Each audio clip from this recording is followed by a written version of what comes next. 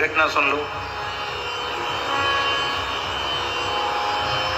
दंभ रहित पुरुष जो वस्तुतः भगवत प्रेमी महापुरुष, उनका जीवन कैसा होता है, ये समझने की बात है।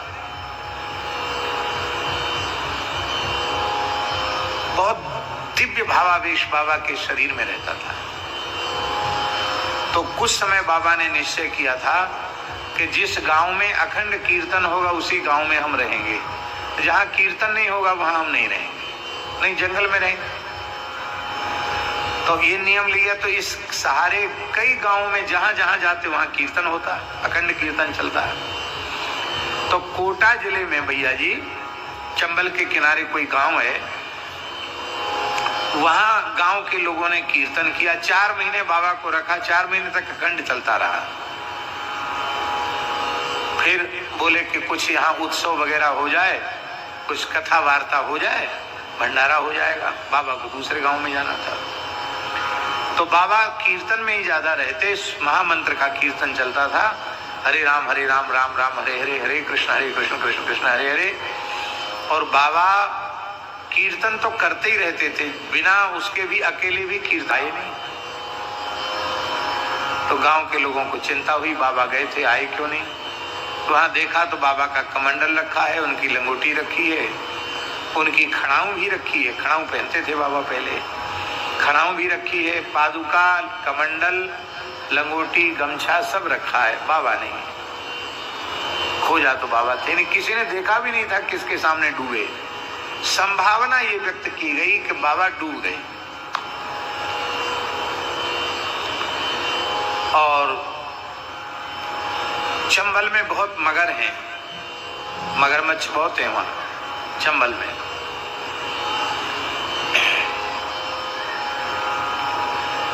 बहुत मगर हैं, इसका हमने अनुभव किया है। हमारे साथ त्यागी जी तो यहाँ है नहीं तो हमको बता देते। त्यागी जी उस घटना के साक्षी है। हम लोग इधर मुरैना तरफ कहीं कथा हो रही थी और कोई पर्व का दिन आया, तो हमने कहा चंबल स्नान करेंगे। वहीं चंबल में खड़े होकर जप करने लगे और चारों ओर से मगरों ने घेर लिया। 8-10 मगर,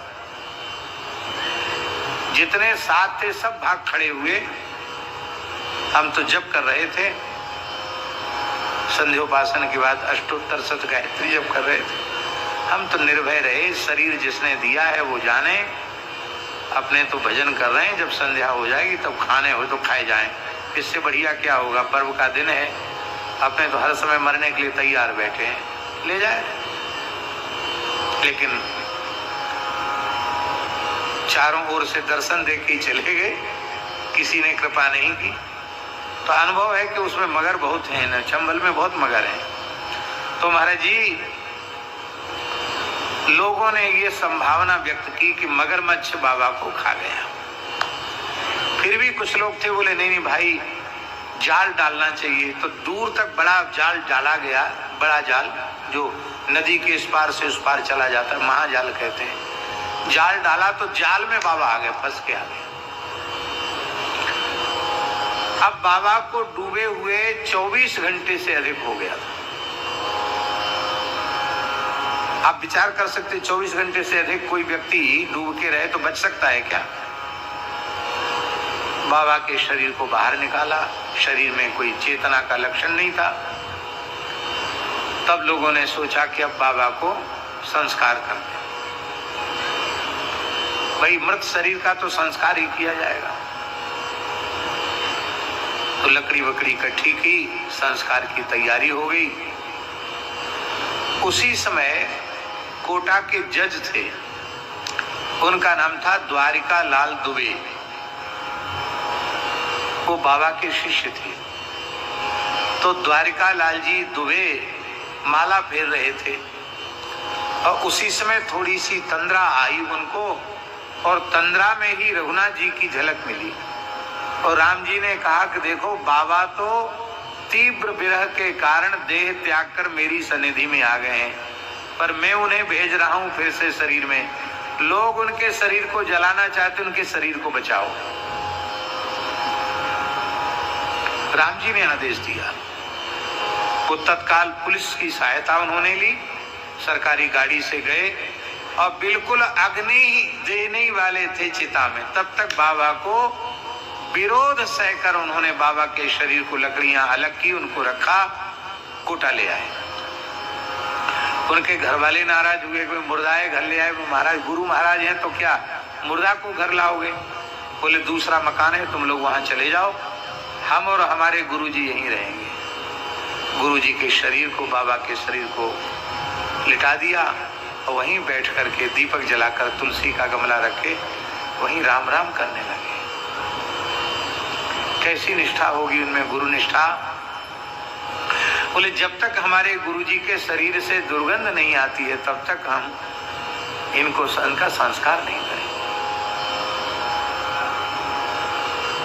24 घंटे डूबे हुए था, ठीक 24 घंटे बाद बाबा के शरीर में फिर से चेतना आ गई और हरे राम कीर्तन करते हुए बाबा उठ के बैठ गए। देखा सामने द्वारिका लाल। अरे बच्चा दुबे, तू कैसे? बोले प्रभु सरकार की आज्ञा थी। बाबा कहाँ चले गए थे? अरे बोले हम तो गए, एक फूलों से सजा हुआ विमान आ गया और हम वहां गए, वहां सीताराम जी बैठे थे, हनुमान जी ने हमारी अगवानी की।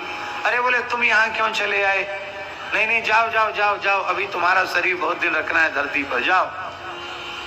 बोले हमको फिर से विमान में बिठाए, वहां से भेज दिया और यहाँ लाए, ला करके हम शरीर में आ गए। बाबा पूरा सुनाते थे कैसा भगवान का हम साकेत है। हम भी सुनते थे उनके मुंह से, बाबा कैसा लगा वहां, कैसा रहता था, बाबा सुनाते थे। द्वारका लाल जी से कहा कि तुमने भगवान की आज्ञा का श्रद्धा पूर्वक पालन किया, तुम्हें क्या चाहिए? बोले बाबा हम तो जज रहे, पता नहीं कितने उटपटांग काम हुए होंगे, परमात्मा तो है नहीं हम, अब आपकी कृपा से भजन में थोड़े लगे हैं, तो हमारा भाव यही जगता कि हम कभी कीर्तन करते करते प्राण त्यागें। बोले ऐसा ही होगा। जन्माष्टमी की तिथि थी और कोटा में मंदिर का नाम के द्वारकाधीश जी हैं, मथुराधीश, हाँ कोटा में मथुराधीश वल्लभ कुल के ठाकुर जी हैं। मथुराधीश प्रभु के यहाँ जन्माष्टमी का उत्सव हो रहा था और द्वारिका लाल जी अपने पैरों में घुंघरू बांध के और हाथ में करताल लेकर महामंत्र का कीर्तन कर रहे थे। खूब कीर्तन किया, घंटों कीर्तन किया और आरती का दर्शन किया और दंडोत करते जय सिया पधार।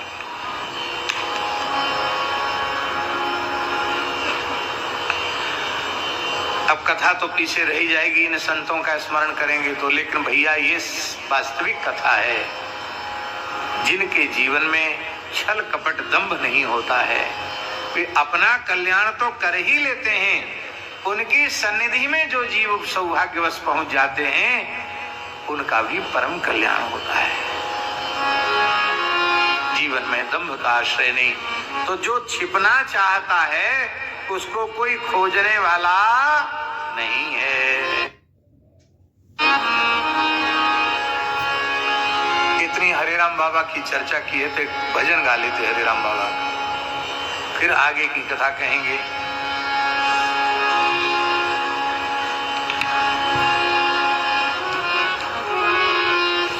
जो सामने पद आ जाए उसी को गा लेंगे।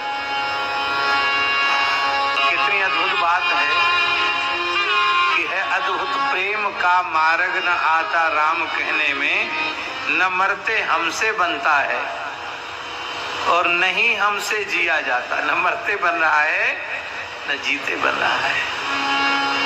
एक झलक मिल जाए तो मर जाए तो कोई बात नहीं, झलक तो मिली नहीं तो मरते भी नहीं बनता है और विरह में जीते भी नहीं बन रहा है।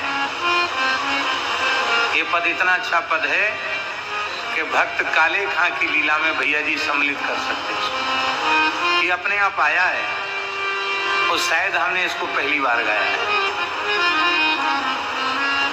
एक से एक बड़े विलक्षण भाव के पद हैं।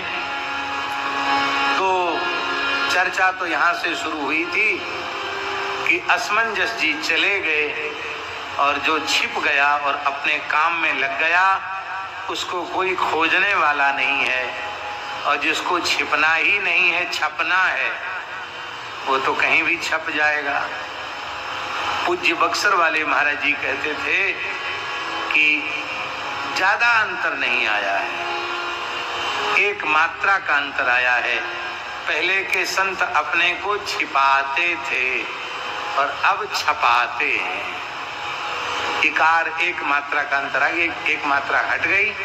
तो पहले के संत छिपाते थे और अब के संत छपाते हैं। ये सोशल मीडिया का भी बहुत भारी दुरुपयोग हो रहा है। भाई जो मीडिया का काम देखने वाले उनसे भी हम बोल रहे हैं, दूसरों के लिए नहीं बोल रहे हैं, अपने लिए भी बोल रहे हैं। जितना लोगों को कथा कीर्तन सत्संग का लाभ हो उतना तो ठीक है, लेकिन जब देखो तब वीडियो बनाओ और जब देखो तब सब ठीक है। भैया हम तो संकोची हैं, किसी से कुछ बोलते नहीं हैं, एक दो बार बोलते हैं, बाद में जय श्री राम जी की इच्छा। और बाकी ये है, इससे बहुत बचने की जरूरत है। यद्यपि ये जो लोग छोटा छोटा अंश कोई निकाल करके और उसको डाल देते हैं, तो अनेक लोगों ने हमसे कहा कि महाराज जी इससे बहुत लाभ हो रहा है। क्यों? पूरी कथा सुनने का अवसर रहता नहीं है, तो एक कोई वाक्य रहता है तो उसको देखकर मन में जिज्ञासा होती कि क्या कहा सुने, तो कम से कम उतनी देर का सत्संग मिल जाता है, तो लोगों को लाभ हो रहा है। व्यक्ति का प्रचार प्रसार नहीं, भगवान का प्रचार प्रसार। कितने कितने प्रचार प्रसार वाले व्यक्ति थे, और राम नाम सत्य है, गोपाल नाम सत्य है, अब कहां गए वो प्रचार प्रसार? जो कभी देश के प्रधानमंत्री थे, देश के राष्ट्रपति थे, उनको तो पूरा विश्व जानता था। याद है आपको कौन सो राष्ट्रपति कब पैदा भय हो, कब मरे हो, और कौन सो प्रधानमंत्री कब पैदा भय हो, कब मरे हो? समाचार में आता है कि आज उनकी पुण्यतिथि थी। माल्य जो बेचारे कहते हैं ना, जब तक सूरज चांद रहेगा अमुक नेताजी का नाम रहेगा अथवा अमुक जी का नाम रहेगा, वे ही भूल जाते कब मरे। झूठ बोलते हैं, जब तक सूरज चांद रहेगा। भैया श्री ठाकुर जी का ही नाम रूप लीला रहेगी इस धरती पर, वही जीव का कल्याण करने वाली है। अथवा ठाकुर जी के चरित्र से मिलकर जिनका चरित्र एक हो गया है, श्री ध्रुव जी, श्री प्रहलाद जी, श्री अम्बरीश जी, श्री विदुर जी, पांडव, द्रौपदी, कुंती, कितने भक्तों का नाम लें, सूरदास जी, तुलसीदास जी, मीराबाई आदि आदि, जिन संतों को का ठाकुर जी के यश के साथ यश जुड़ गया है, वो तो रहेगा। लेकिन बाकी प्रचार प्रसार के बल पर जो जिन्होंने यश अर्जित किया है, वो कब अपयश में बदल जाए इसका भी कोई पता नहीं, और कब नष्ट हो जाएगा इसका भी कोई पता नहीं। इसलिए ईमानदारी से भगवत भजन में लगना चाहिए।